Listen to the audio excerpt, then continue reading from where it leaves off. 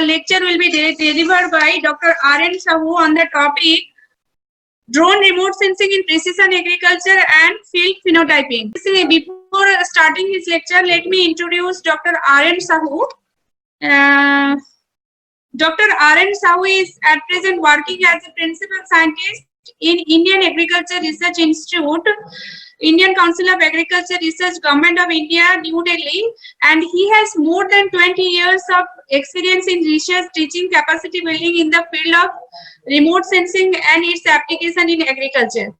He did his PhD in agriculture physics from IARI with specialization on remote sensing, and he did his MSc from OUT Bhubaneswar in soil science.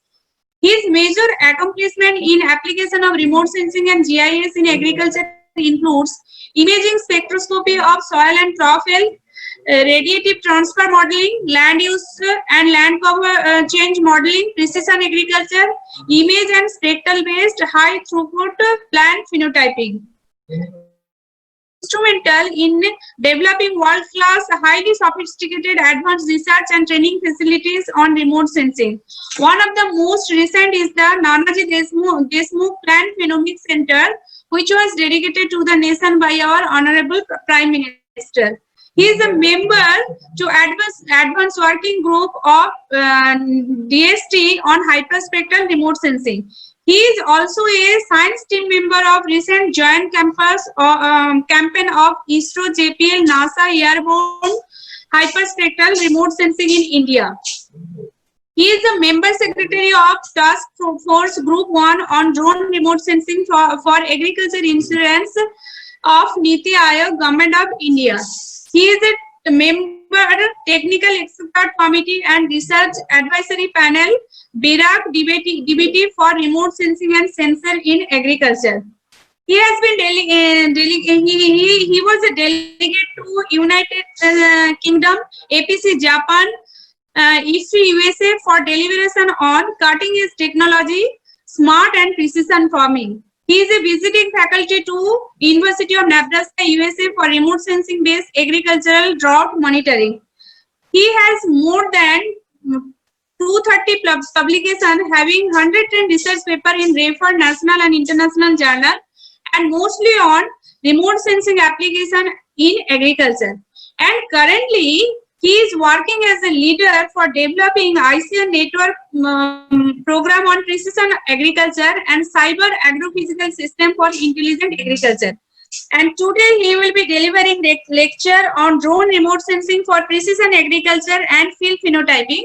I hope that all the participants will enjoy his very informative lecture. Now, sir, I formally invite you to deliver lecture, and now the floor is yours. You, sir, please continue. Thank you, Dr. Pragati, and thank you all for giving this opportunity to share IRE's experience on drone remote sensing for precision agriculture and field phenotyping. So before I go to drone remote sensing technology, let me tell a little bit about why we talk of precision agriculture and field phenotyping of plant phenomics in recent days. So, you know, there is always an effort to enhance the productivity, and there are two approaches to enhance the productivity. One is the genetical potential, increasing the genetical potential of the plant type which produce our food through phenotyping, through phenomics, through genomics. This is one aspect where you can make a plant smart to resilient the aberrations, climate change, less fertilizer, less pesticide. So the plant is smart enough to get a maximum production with the limited input to use. That is one where we deal with the plant phenomics. Again, the second part is, if at all you want to go for the natural resource-based agriculture, where there are variability with respect to the soil fertility, weather, topography, and many socioeconomic conditions. So to address that, we need to go for precision farming, where site-specific input management can be done for production optimal production system through different technologies. So this is what is the current scenario, is the building demand for agri productions, as we see doubling farmers' income and many other initiatives has been taken by country. So these are the two initiatives taken by institute to take up how we can optimize our production system through genetically increasing the efficiency of the plant type we grow, and also using different tools and techniques, naturally managing them for enhancing the input use efficiency through precision farming tools and techniques. So keeping these two together, I thought of talking based on the how drone remote sensing is going to play a role with respect to plant phenomics and precision farming. So for the August audience, just I want to briefly tell you on one slide, what is that plant phenomics means by? It is, any plant grows with the interaction between the genotype and environment. So, and then again, the kind of management we have. So whatever attributes you have for the plant, it may be the yield, it may be nitrogen loss, it may be water demand, or it may be any kind of benefit you get from the plant. That is nothing but function or interaction between the genotype and environment and the management. So the P stands for the phenotype, how we capture those phenotypic responses of the genotype with respect to the varying environment, varying genotype, and also varying management issues. So how quickly we can understand that plant type so that we can either modify the plant type, or we can go for, as per the variations with the ecosystem, we can recommend that kind of genotype to take up optimal production system. So how to do that phenotyping? Till now, it has been going on with the agriculture scientists, on the many plant breeders, and country has got the green revolutions because of all those high-yielding varieties. But it was very time-consuming through conventional approaches, and to do it, it really takes a lot of time. Again, it is all destructive sampling approach when you do, and when you have a large acreage of land or a large number of genotypes to grow and capture them conventionally, cutting them and bringing them to the lab and do weight chemistry, that takes huge of energy, time, effort, and also a lot of expensive. So keeping that in view, recent days, we come up with automatic phenotyping and high throughput phenotyping using sensors. So those sensors can be used for all the parameters we think of required for the plant to characterize with respect to their genotyping or their response with respect to the different input management. We can characterize them using different kind of sensors. The same sensors we use also on the satellite platform and also aerial platform. For example, I showed over here is there a different platform where you can take the sensors and capture the data and retrieve them as you go on developing the model. So to define that black box, what we have, P, we need to go for the phenotyping and doing the modeling through different data analytics science. So IRE, we have this Nanaji Deshmukh Plant Phenomics Center where you have a controlled greenhouse gases, you have sensors and carrying out all those phenotyping observations. But this is all controlled environment, how to do in the field conditions and how to go into the farmer's field conditions. In that case, one has to go to the field level to do with the sensors either by mobile platform or from aerial remote sensing. So there, drone plays a very important role to capture that differential genotypic response with respect to water use, with respect to the salt, with respect to the nitrogen use. So this is what the benefit or the potential we see today morning. Honorable Director was emphasizing on how we use these tools and techniques, not only for the pesticide spraying, but here, since we are talking of drone remote sensing, so drone remote sensing is mostly for mapping and monitoring of the plant parameter you're looking at. Once you do, only you can go for the spray. Unless until we know what is that plant health, unless until know how variably it is changing, we can't go for the management. So we are not going to, in this now, we are not going to talk of how you do the spraying, because that is the technology, that is the applications. Since we are talking confined to UAV remote sensing, mostly how sensor-based we can go for mapping, deriving all those crop health parameters, we can detect those traces and discriminate that so that we can take a decision rules for different applications. Again, drone can be used as also variable rate applicator. I'll come back that later in the course of deliberation. So you can see these are the kind of sensors we have in the lab conditions, and we are able to capture those data. And these sensors are RGB, thermal, fluorescence imaging, NIR, shoot and root, and also hyperspectral imaging starting from 400 to 2000 nanometer. And you can see the kind of data what we capture. So we have developed a number of models, prototypes to characterize the plant parameters, traits with respect to genotype and also what are the environment they are going to. But how to take it to the field level, this is what the plant phenomics, the drone remote sensing plays a role. So I told about the precision agriculture, I told about the plant phenotyping. So how we can integrate them together. So these are the gamut of sensors available, both RGB, multispectral, hyperspectral, thermal, chlorophyll fluorescence, 3D sensor, many are there. So one can characterize the cells using the sensors in the microscope itself. Now the study has been carried out. People have been doing, characterizing the human cells for the for disease or for the carcinoma type characterization using, again, hyperspectral or imaging spectrometers. So what I mean to say is you can go from cell to leaf to plant to plot to field ecosystem level using sensors and different mobile platforms. And when you go from a control environment or a lab condition to the field, to the airborne, to the satellite, your protocols and everything is going to develop, is going to vary. So once you have a good understanding on the lab conditions, you can go for an aerial platform, then approach to the satellite level. So this is what the kind of a different application purpose you can look at.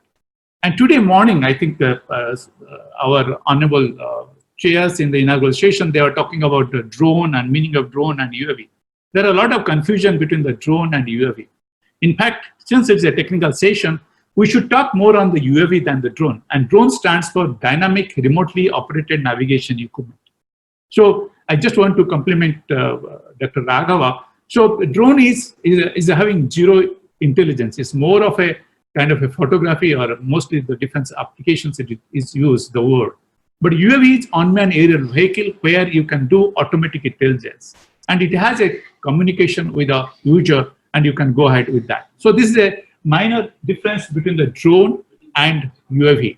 And again, so technically to say, whatever the applications we look at, it's not the drone, it is the UAV. So it's better appropriate what is UAV remote sensing, but popularly we say it's a drone. So that's the reason why we have kept the name drone remote sensing. So coming back to the capability of the drone with respect to different applications, particularly for agriculture, it bridges the gap between the ground and the satellite remote sensing. In the ground, you have a single pixel. So you go from one point to other to capture the data and put them together, maybe in a GIS environment, create different maps. It takes a hell of time to do that. Again, when you go to the satellite level, resolution plays an important role. And again, the sensors are fixed, time is fixed, and everything is fixed with respect to the satellite. So you have a huge data in a spatial scale, but you have a defined data set available to you to explore opportunity to relate that with respect to the different agricultural applications. In ground remote sensing, you have the limitations you can do in a large scale in a limited time. So in between lies is UAV, which means you can go in a spatial scale in a sufficiently satisfactory larger area, and also to some extent you can address some of the requirement what you have, what you don't have in the case of satellite. So it bridges the gap between the satellite and also ground. And when you develop the protocols, immediately to go before going to the satellite level for recommendations or do any kind of operational applications, one can try with the UAV in the different altitude, whatever the protocols developed for the different crop mapping and health monitoring. Then once we have success, same thing can be taken up on high altitude using the satellite platform. So if you compare, I think to some extent, Dr. Sefali has told, so satellite remote sensing and UAV-based remote sensing, there are many advantages and disadvantages. I think this August gathering, they know what are the advantages of satellite. They know also what are the challenges for the UAV remote sensing. So I don't need to iterate all those limitations what we have. But the greatest advantage of UAV remote sensing is it is flexible as per the requirement of the user. So you can change the sensor, you can change the height, you can change the time, you can do as you like, but limitation is you can't do pan-India at a go. But you have a satellite where pan-India, within no time, you capture the data. But in case of satellite, as I told you at the beginning, so that everything is fixed, you can't change. You can't pull down the satellite to put a sensor again, send it back. So that's the reason. So it has the limitations. Again, with respect to satellite, almost all the processing models are almost fixed because satellite parameters are fixed from the beginning and many pre-processed data is available to us. But when you fly a UAV, the challenge remains is the photogrammetry, pre-processing of photogrammetry, orthomosaic corrections, and retrieval of the information. So as I told while ma'am was talking, it's not the UAV image flying, it's not the image acquisition, it is the processing the data with proper accuracy so that we can retrieve the information as we require. So that's the biggest challenge remains is in UAV is the kind of a pre-processing the data because it's a pre-flying platform. It all depends on the environmental conditions. So many questions was raised during Professor Raghav's presentations. It is the wind speed, it is the rain, it is the climate conditions, it is the topography. So all those matters how, what time you are flying and what conditions you should fly. So all those SOPs needs to be developed for the UAV so that we can have a reliable information or SOPs for the parameter retrieval. So looking at the genesis, Professor Raghav was told to some extent with respect to the drone remote sensing. Let me talk a little bit of aerial remote sensing. Being in IRA, I'm proud to say that aerial remote sensing started with IRA in collaboration with NASA and ISRO, the first in 1969 coconut wilt disease. So we have almost crossed 50 years of doing aerial remote sensing at different times. These milestones are given over here. And most recent one is AVRI-CNG and NICER campaign in India. So this is what the success story with respect to the airborne, and drone is airborne again. So that's the reason what I said. And this is what one of these program is, AVRI-CNG science campaign in India, which was taken up by ISRO in collaboration with many partner institutes for the using AVRI-CNG JPL sensors, potentially looking at the methodology, potential application of the sensor for different fields of applications. So one of those fields is agriculture, both for the soil and crop health. So since this lecture is only on the drone remote sensing, I'm not going to cover whatever the applications we developed or methodology have been developed for the soil and the crop health monitoring. So again, so since 1969, we have this story. So you can see the kind of left-hand side image, the place where the imaging was done in 1969, all with the borrowed camera, borrowed platform that time. Again, around towards the end of 2018, we have AVRI-CNG campaign and also NICER campaign where IRA is very potentially involved. My colleagues are here for NICER campaign with the SAC ISRO. Again, in 2019, we revisited the same site with a drone. You can see the kind of drone, the same thing which is lying on my table right now. I'll show you those. Then this is the same site where the high resolution image was captured using different sensors to retrieve how best we can retrieve the pests and diseases in case of coconut. So this is what we have traveled through, and we are trying to put effort. What are those advances we can do with respect to reliable pest and disease mapping and discrimination for the variable rate management in the plantation trees like this. So I was fortunate to have Dr. N.G. Pillai, who was witnessed that air flight. He was sitting there in flight itself in 1969. He was a plant pathologist that time in CPCRI Kayamkulam.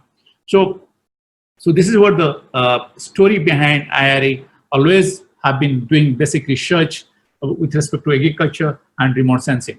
Then coming back to the need of UAVs, why at all we talk of UAVs very recently so much? Because of real-time data availability. We have some turnaround time with respect to the satellite, but here you have a real-time data availability.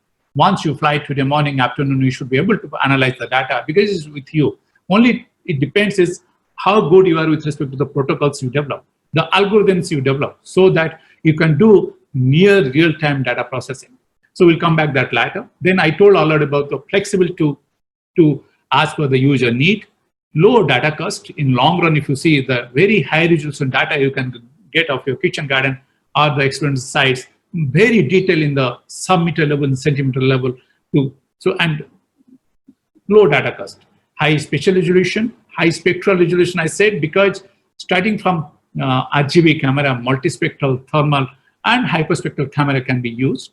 And you have a very dynamic revisit time always. In the day also, you can fly since morning till to evening because when sun is in Nadir, maybe 2 hours before, 2 hours after, you can keep on flying at every 30 minutes to see if at all there are some dynamic changes in the in the future itself, but it usually doesn't happen. Then availability of the data analytic formats. Once your algorithms are ready, then easily you can retrieve some of the parameters very easily, like some of the thematic products. You can derive and go for the modeling. So this kind of the sensors what we use is, I think Dr. Sefali has already covered to some extent. So these are the sensors what we have with respect to the drone remote sensing is concerned. So I think many of participants, they must be using all of them. Few of those sensors I'm going to show you here what we have.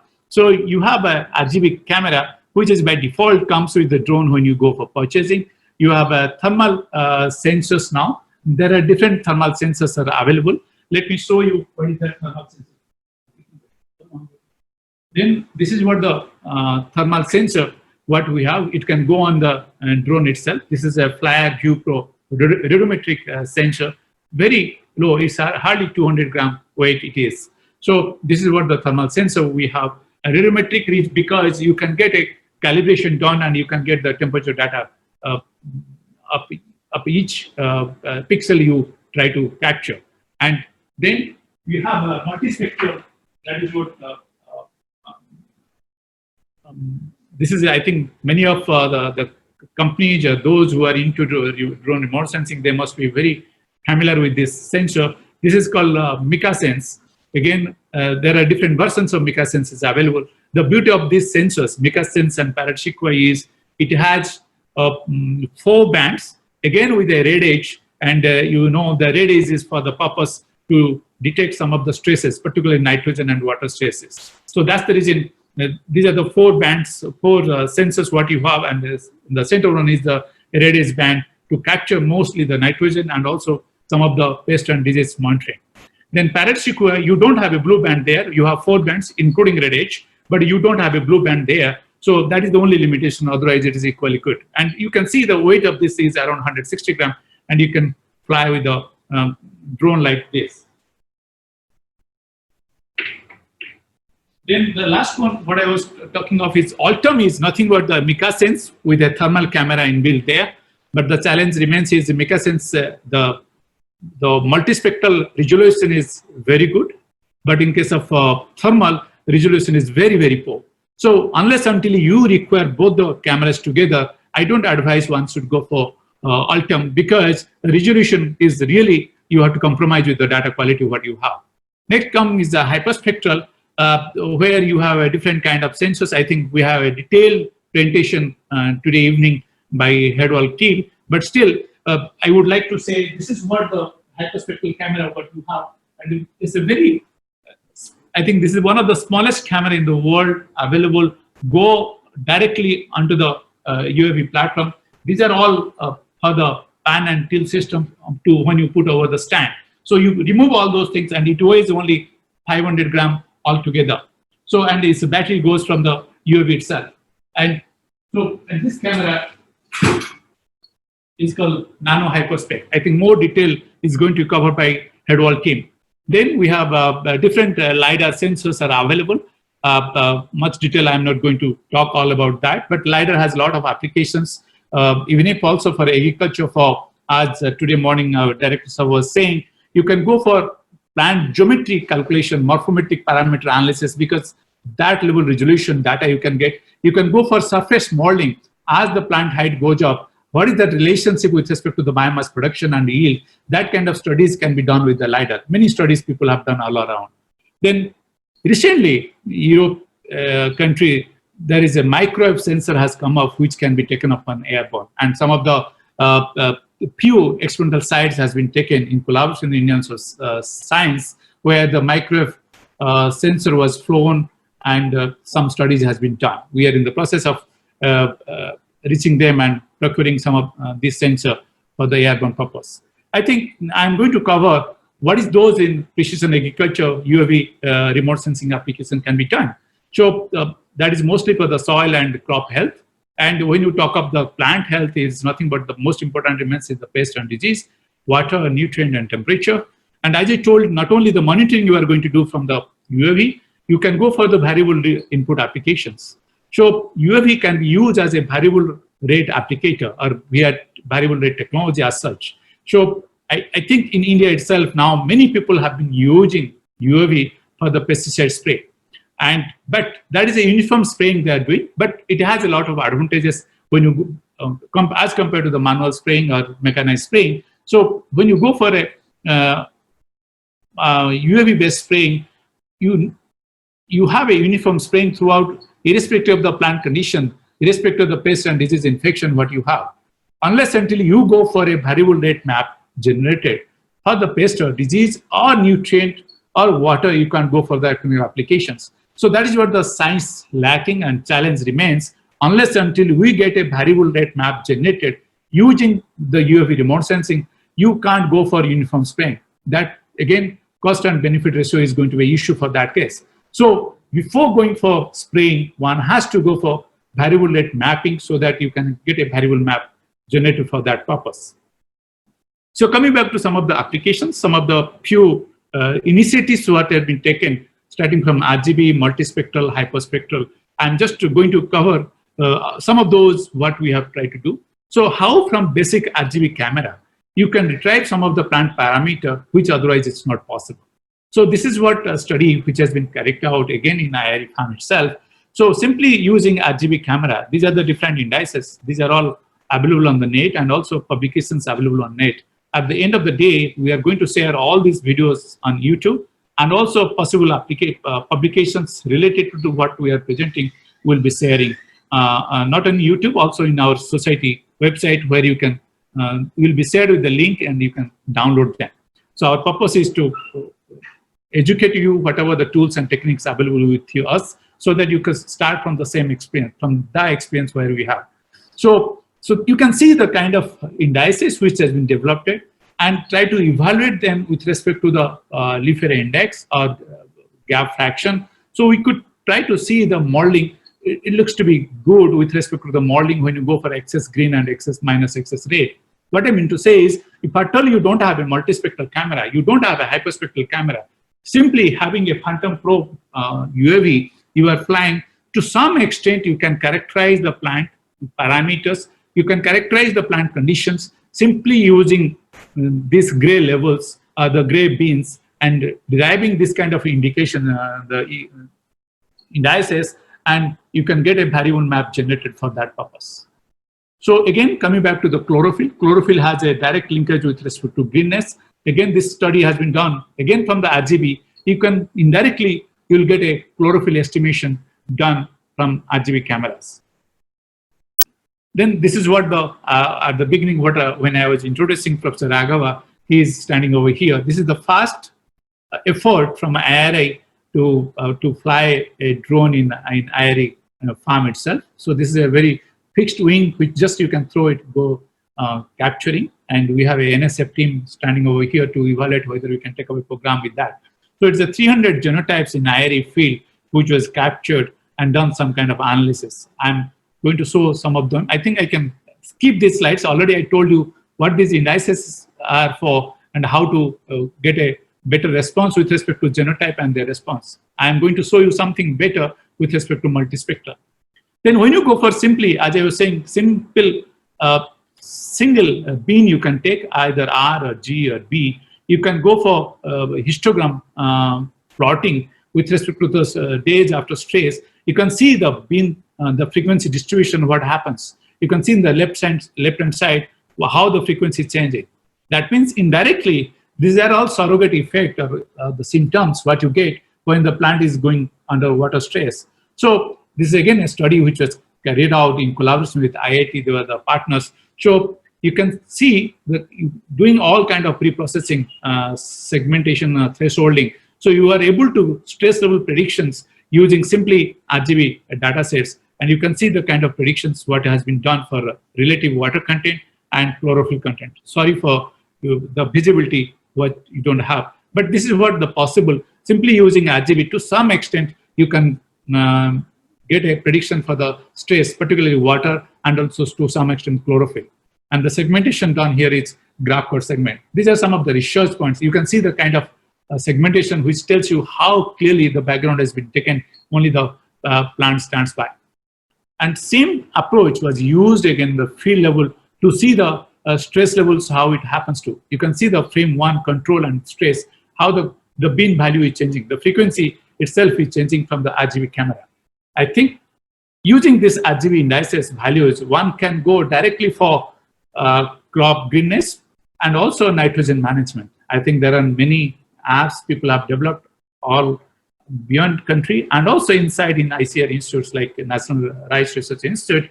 They have developed app based on the mobile data. You can go for nitrogen monitoring using RGB data.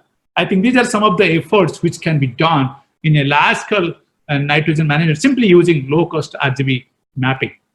Then our effort have been initially, if at all we get a drone data, how to analyze that.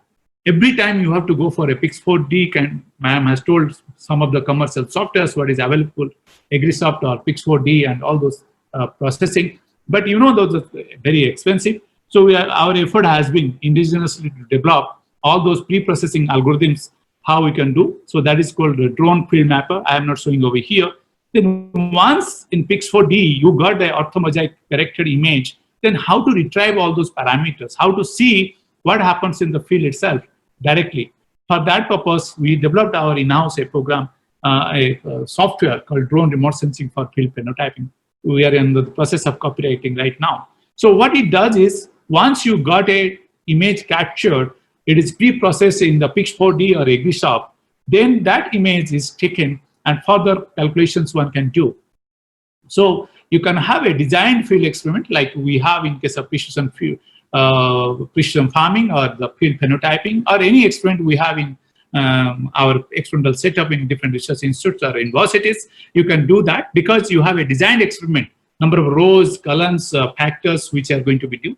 So that's why we have a 2 module for that purpose. Again, you are going to the farmer's field directly without having any kind of a design of experiment. In that case, how to do. So we have prepared 2 modules, and again, different indices it calculate automatically. The indices available for with respect to the RGB, with respect to the multispectral, again with respect to multispectral different sensors what you have. These are all listed over here. Just you have to roll down to see what is that sensor you have. Either you have a Parrot-Sequa or you have a MicaSense or you have a hyperspectral or you have a RGB. Once you select them, automatically the indices already available in the literature, they will be listed over there. So you don't need to bother much for RGB camera, what are those indices I should have. All those things are put together, so put your effort less. Then each has a helpline. If at all I have a NDI, what is that NDI stands for, what parameter you can go into, and who is the developer for that. All those details are given in this software itself. Then once it is done, then you can go for modeling. So you have a ground collected data, for example, water content, you have a chlorophyll content, or you have a nitrogen content. You can go for simply empirical modeling or any other process-based modeling. With that kind of model, we are still under process. Right now, we have a multivariate empirical modeling we are trying to do. So once you regress that data sets, what you have in the experimental setup or the few setup area where you have, once you model that, if at all it is generic, then you can apply directly and get a thematic map generated for that purpose. So this is what one can do for that. And once you done that, you get a chlorophyll map generated directly on the map itself. Then background, all those thresholding has been done, taken out the soil part, taken out the other parts based on the different threshold approaches what you try to use. Again, you are able to see different color combinations. All those options are available there. How to do those density slicing, give the color to the range of the chlorophyll content what you have, so that you can discriminate not only the plot to plot, also within plot, what is that variation is available. So once you do that, so you can go to each field level, you can click the pixel, then that pixel will tell what is that plant type, because all those input you have in the Excel sheet or your layout, experimental design, what you have done, once you have given here into the model, it shows the what is that genotype name, what is that index value, what is the mean, what is the latitude, longitude. So you can get all those information in detail within no time, so that you can see variably what happens where and how it responds to. So not only that, once you generated, so everything is generated in the Excel sheet itself, and also at the same time you are able to get a spatial map generated. And once the spatial map is generated and all those crop type you have, then for example you have 29 genotypes over here, field genotypes. and how they are responding with respect to water and nitrogen, you are able to capture that. And we have given different color with respect to their response, with respect to their quality, with respect to how good or bad with respect to the response with respect to nitrogen and water. So this is called heat map. So plot to plot how that variation is there. You are able to generate a heat map to quickly capture which field is doing what. So these are all auto-generated through this program. So then you can go to also the field level applications like farmers field and do automation. That is much more easier because there you don't need to define what is the number of rows, columns, nothing. Simply you have to run the model for that purpose. So then this is what the few images I would like to show you, and what are those we have done. I'll just go through that. So you can see this is what the IRE farm itself, where we capture the image. And when you go for a Pitch4D or AgriShop, you can see the kind of images it captures. And always one has to see the sensor parameters and look at how the sensor looks at. This is not the proper way of looking at down here. It's not looking nadir, it is looking slanting other directions. So you have to select while pre-processing. I think ma'am has covered to some extent all those things. One has to be very careful. What are those images which captured? What are to be included? What not to be included for the pre-processing, so that you can get a generated image, wonderful image like this. So these are the huge image. So you need that kind of processing computing system. Your PC should support that so that you can get a data captured. So finally, once the data is captured, you can see the wonderfully how the image looks like. So this is what the differential response of nitrogen control and drought given. And this is a rice phenomics experiment. You can see, and this is again overlap with the Google Earth. You can generate a KML file and can overlap over the Google Earth to see, visualize where you are and how the field is behaving. This is toward the late stage of the rice when the many early mature variety have been harvested. You can see some of the fields which lying fallow. That means those are harvested. And this is again, we have against a physics experiment where differential treatment of nitrogen, water, and tillage options was there. And we are going to show you how those results are going to behave.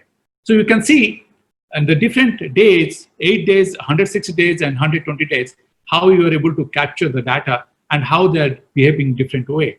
So this is simply NDVI image. NDVI is IR minus R by R plus R, which tells you how the plant is behaving. And if we don't understand how what NDVI is, we at least understand, since there is a color variations, there is a differential response to the treatment what we have given to the genotype which is grown, or the variety which we have grown in the field, or there is a differential response of the spatial soil health or any parameter down there to the crop growth. So that's what we are able to capture. Again, the beauty of having UAV for the precision farming or for field phenotyping is, it is the dynamic.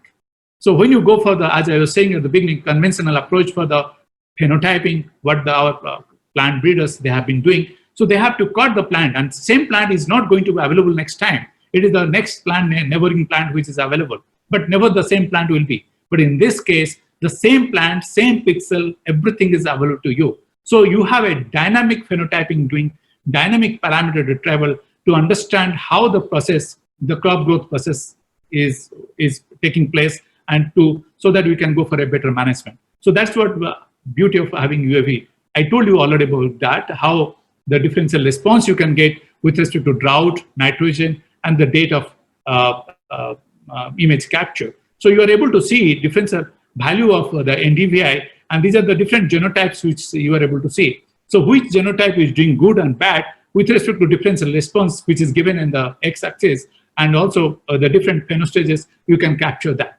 So that's what the beauty of having drone. No other way you can capture that.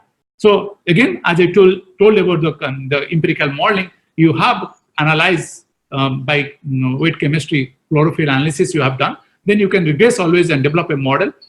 Once the model is generic, then you can apply. Every time you can't go for the weight chemistry or analyze or get those data. So you can get a chlorophyll image capture like this. I'm telling very simple, small image over here. You can do in a larger scale.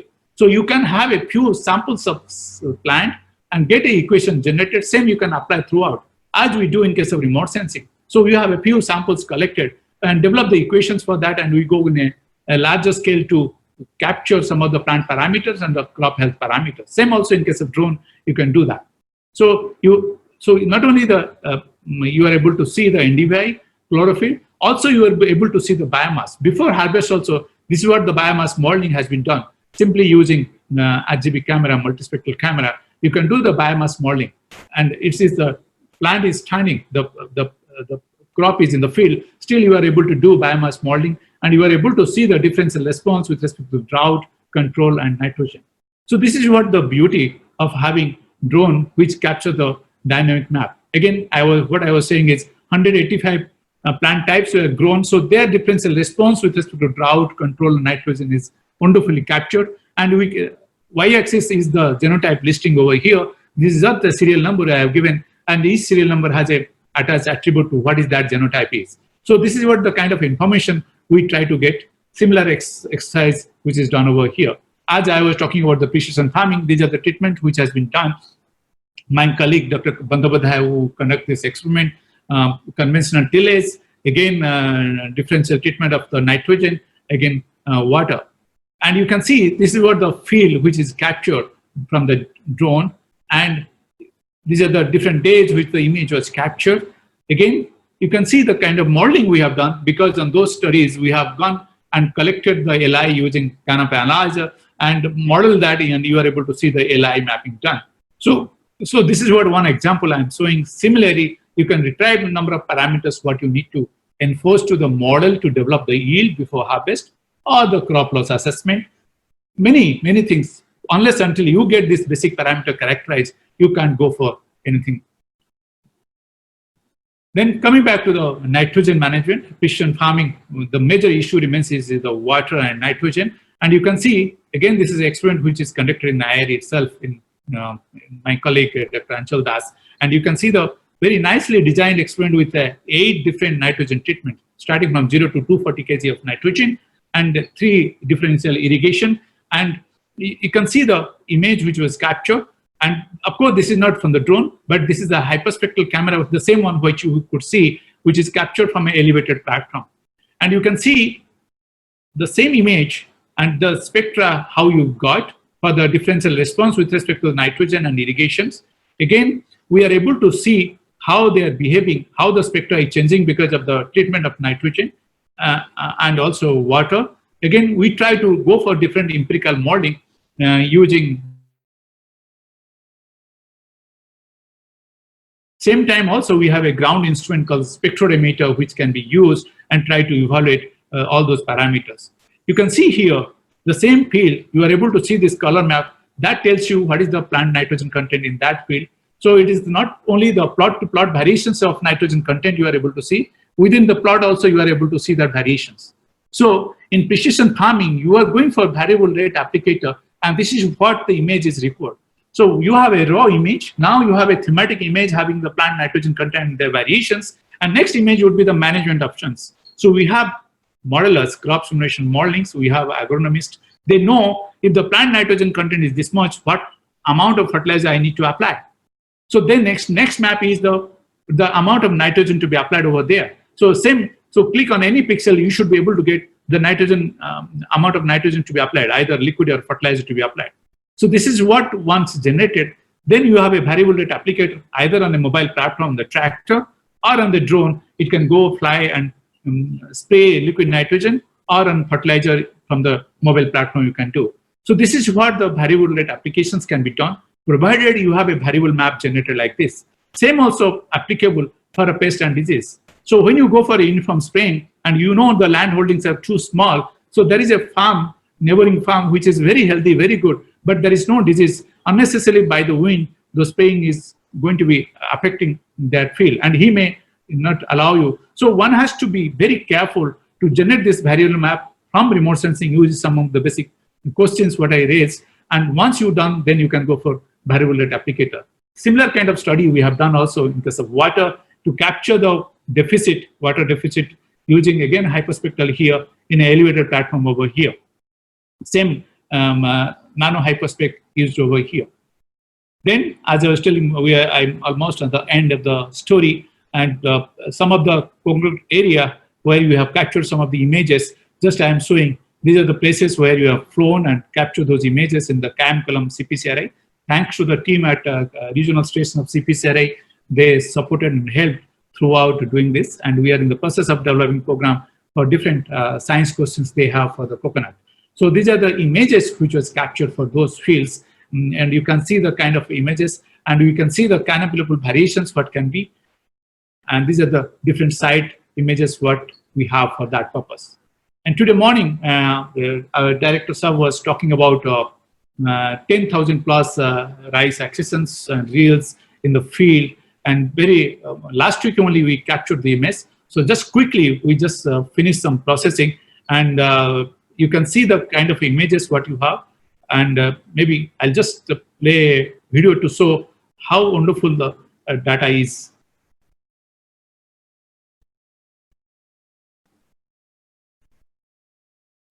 So there is no sound. So this video doesn't have any sound or no narration. So you can see the kind of a field what you have. Huge number of plant types are there, which otherwise a breeder can't go to each field and collect the samples. And they vary with respect to their height. They vary with respect to their greenness, number of leaves, tillers, everything. So you can see the kind of resolutions what you have. This was flown from the same drone at 40-meter height with the simply RGB camera. And you can see the plant type checks are there. And these are the different genotypes which was there.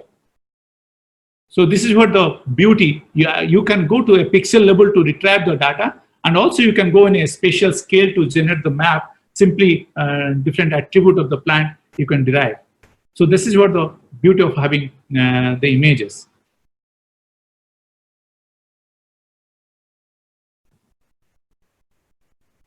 Again, once you capture, done the pre-processing using the Pix4D, you can generate a movie like this to go around the field to inspect where what has happened. You can see the kind of resolution, kind of the height, and you can see the differential of the height of the plant.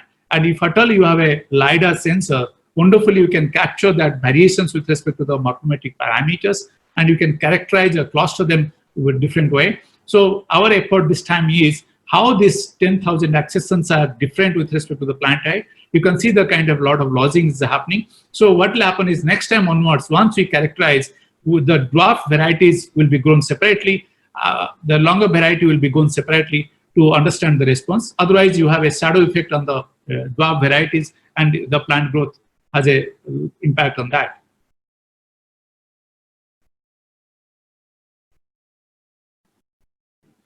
So this is what just we finished some kind of mapping we have done, but the variable map has been detailed. We are working on, and we have some thermal images captured, but unfortunately that slide could not be included here. And again, I'm running up to time. So to summary is, UAV technology is moving ahead at a faster pace than the regulations with a large number of sensors, precision farming and plant phenomics. So we have, the challenge is what beautiful story we say, or what satisfaction we have. We have regulations, and again, thanks to DGCA and Government of India, we have a regulation. Many countries still now, they don't have a regulation on paper.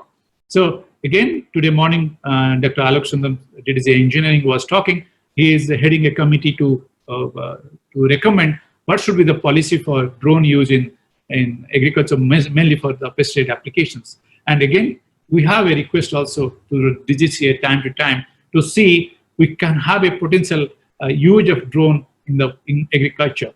So of course, the DGCA rules and regulation is for security problem, privacy problem, and many other challenges. We honor that, but same time, we should to see that it is really allowed to be used for the benefit of the farming community. Again, the precision agriculture is expected to be the largest beneficiary mainly for small farm holdings. And some of the work we have done recently, again with in collaboration with the Mahindra in the contract research mode, is pest and disease monitoring in the grape farm.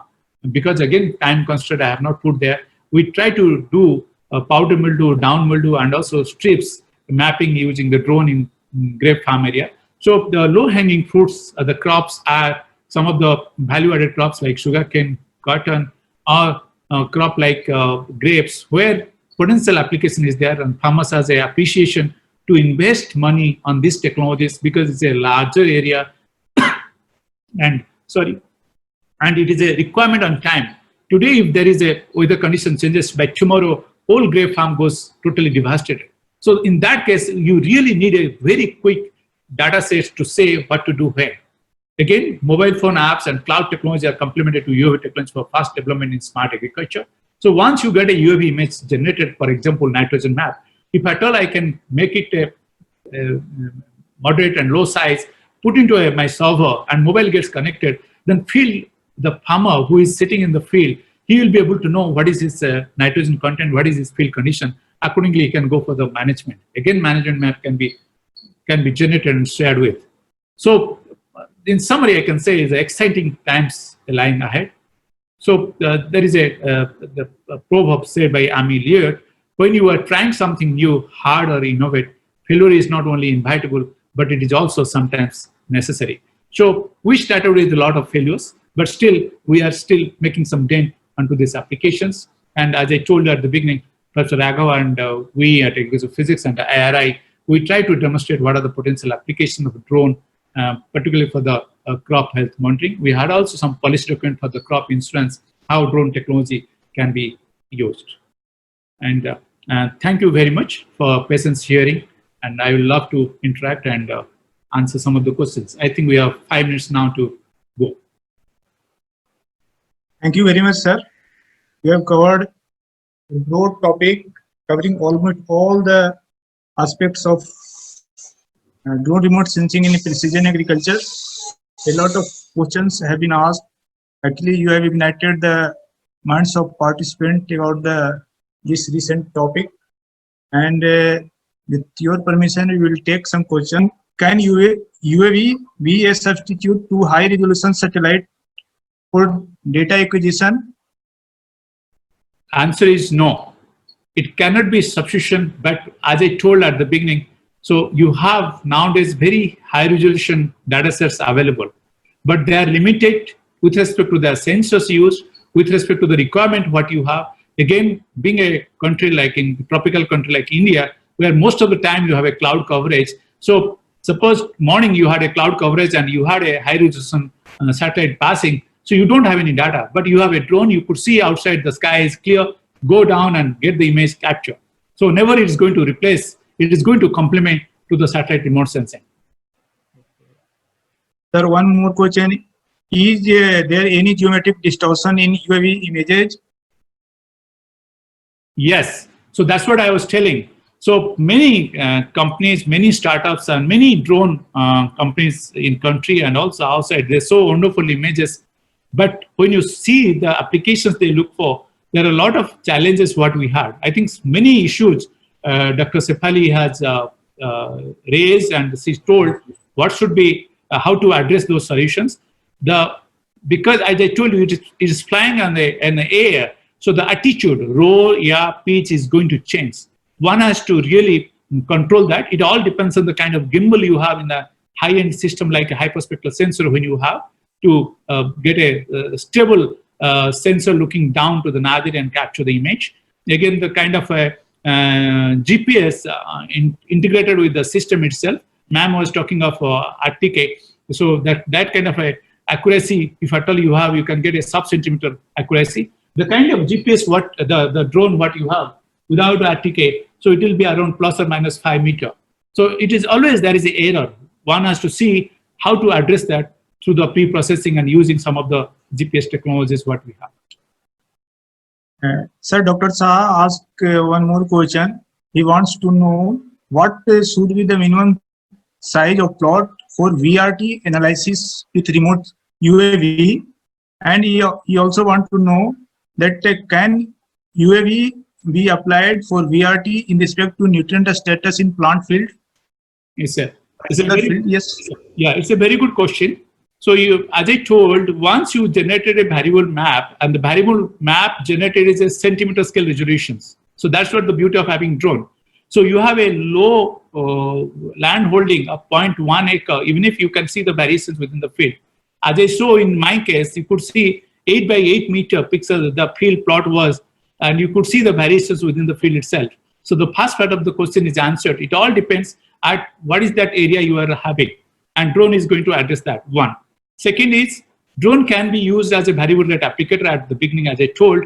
And nowadays, people are working. There are many young startups. They are working on drone sprayer using liquid nitrogen and also pesticide. It all depends on the kind of the parameter, like how is that spraying quality, electrostatic forces if it has, so that the spraying, the material what you are spraying, it doesn't go to the soil. It just remain attracted to the leaf so that it is used. That is one. It all depends on the weather condition, what conditions you are going to fly, you are going to do the spraying, wind speed and height at which you are going to be. Again, third remains is variable spraying. So drone is going to be, as I told, maybe drone, when you talk of farm mechanization or the variable rate applicator, drone is going to play a key role. And most of the orchards where mobile platform cannot go, you need an elevated platform. There, drone is going to be a solution. Yeah. Sir, one Shirsak Broom, he wants to know that can you suggest any such free open source software for analysis imagery from drone remote sensing? Yes, I think Open source yeah. software, sir. He's asking about open source software. Yeah, I got the point. So like Pix4D and also Agrisoft, they give some evaluation time, means you can download and start processing one. For a month's time, you can download that and freely process it. Or you can put on their cloud, they will process and send you back. So that is available. But as such, right now, there is no commercial free software available, or I'm not aware of any which is available freely. Maybe Dr. Sahoo can answer to some extent, if at all. One thing, what is the height recommended for drone in pesticide application so as to avoid pesticide drift? This is again a wonderful question. This is one has to go for a trade-off. Trade-off is the drone has always a wind thrust because of its rotors, the wings what it has. So you have to be in a height something around 10 meter, or 50 meter, or 20 meter height. It all depends on the crop type. Like you have a cotton or you have a rice. In case of rice, the thrust impact is going to be much more than in case of cotton or in case some kind of other crops. So it all depends at which. And right now, we can't have a ready-made answer for that. We are trying to do the research on that. We'll come back to that later. But these are all parameters which matters a lot. Yeah. Regarding this, sir, one of the participants wants to ask, popular drone companies use for spraying pesticide. I can't tell now because they can go for Google and we can refer to a single company. There are a number of companies available. So they can always search and maybe contact whichever available in Google. Sir, one issue is that your video was not seen to the participant. Now it is seen, right? No, you have played one video that Oh. was not seen to the participant, sir. Oh, Okay, due to low bandwidth, I think it was not visible. Okay, sir.